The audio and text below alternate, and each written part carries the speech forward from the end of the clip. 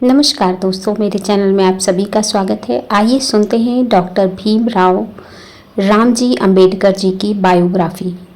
उन्हें हम सम्मान से बाबा साहिब भी कहते हैं। आधुनिक युग के शिल्पकार, महान समाज सुधारक और भारतीय संविधान के जनक थे।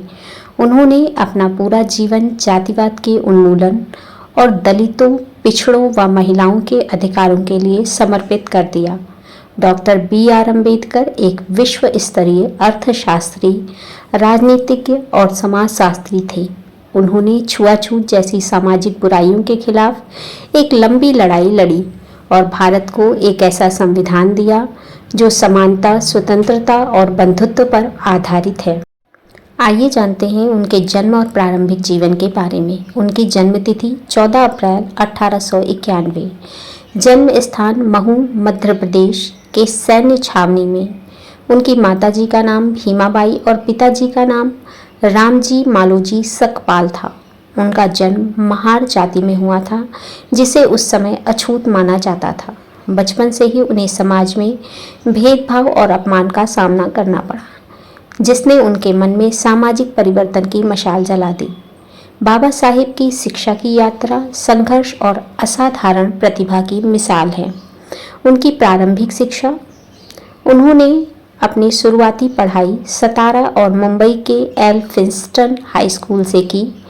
उच्च शिक्षा उनकी बड़ौदा के महाराज सयाजी राव गायकवाड़ की छात्रवृत्ति की सहायता से वे उच्च शिक्षा के लिए विदेश गए। उन्होंने कोलंबिया विश्वविद्यालय न्यूयॉर्क में और लंदन स्कूल ऑफ इकोनॉमिक्स से अर्थशास्त्र और कानून में कई डॉक्टरेट की उपाधियां प्राप्त की।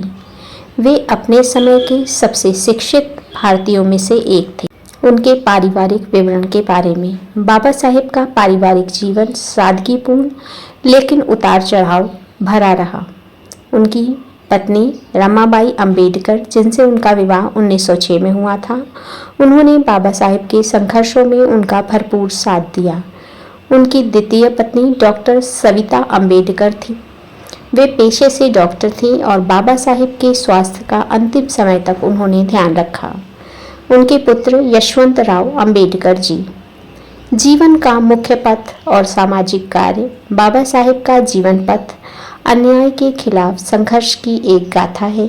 उन्होंने दलितों की आवाज उठाने के लिए मूक नायक और बहिष्कृत भारत जैसे समाचार पत्र शुरू किए। महाड़ का सत्याग्रह, जो कि हुआ था 1927 में, उन्होंने अछूतों को सार्वजनिक तालाबों से पानी पीने का हक दिलाने के लिए यह आंदोलन चलाया। पुणे पैक्ट 1932 में आया था। दलितों के राजनीतिक अधिकारों के लिए महात्मा गांधी जी के साथ यह एक ऐतिहासिक समझौता किया। संविधान निर्माण। आज़ादी के बाद वे भारत के पहले कानून मंत्री बने और संविधान मसौदा समिति के अध्यक्ष के रूप में भारत के महान संविधान की रचना की। जाति व्यवस्था के भेदभाव से दुखी होकर 14 अक्टूबर 1956 को उन्होंने अपने लाखों अनुयायियों के साथ नागपुर में बौद्ध धर्म स्वीकार कर लिया। जानते हैं उनको मिले पुरस्कार और सम्मान के बारे में। उनके महान कार्यों के लिए उन्हें कई सम्मानों से नवाजा गया। मरणोपरांत 1990 में भारत के सर्वोच्च नागरिक सम्मान भारत रत्न से उन्हें सम्मानित किया गया। उन्हें बौद्ध अनुयायियों द्वारा बोधिसत्व की उपाधि दी गई थी। उन्हें 2004 में दुनिया के शीर्ष 100 विद्वानों की सूची में नंबर 1 स्थान दिया गया था। नैतिक विचार और आदर्श उनके। बाबा साहिब के विचार आज भी प्रेरणा का स्रोत है। शिक्षित बनो, संगठित रहो, संघर्ष करो, यह उनका सबसे प्रसिद्ध नारा था। वे मानते थे कि जब तक देश में सामाजिक और आर्थिक समानता नहीं होगी, राजनीतिक आज़ादी अधूरी है। वे महिलाओं की शिक्षा और संपत्ति के अधिकार के कट्टर समर्थक थे। उनका मृत्यु यानी महापरिनिर्वाण। बाबा साहिब लंबे समय तक मधुमेह की बीमारी से जूझते रहे। 6 दिसंबर 1956 को नई दिल्ली में उनका निधन हो गया।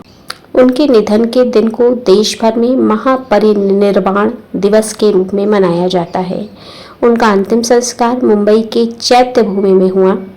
डॉक्टर भीमराव अंबेडकर केवल एक व्यक्ति नहीं बल्कि एक विचार थे। उन्होंने न केवल कानून की किताब लिखी बल्कि करोड़ों दबे कुचले लोगों के आत्मसम्मान के साथ जीने का साहस दिया।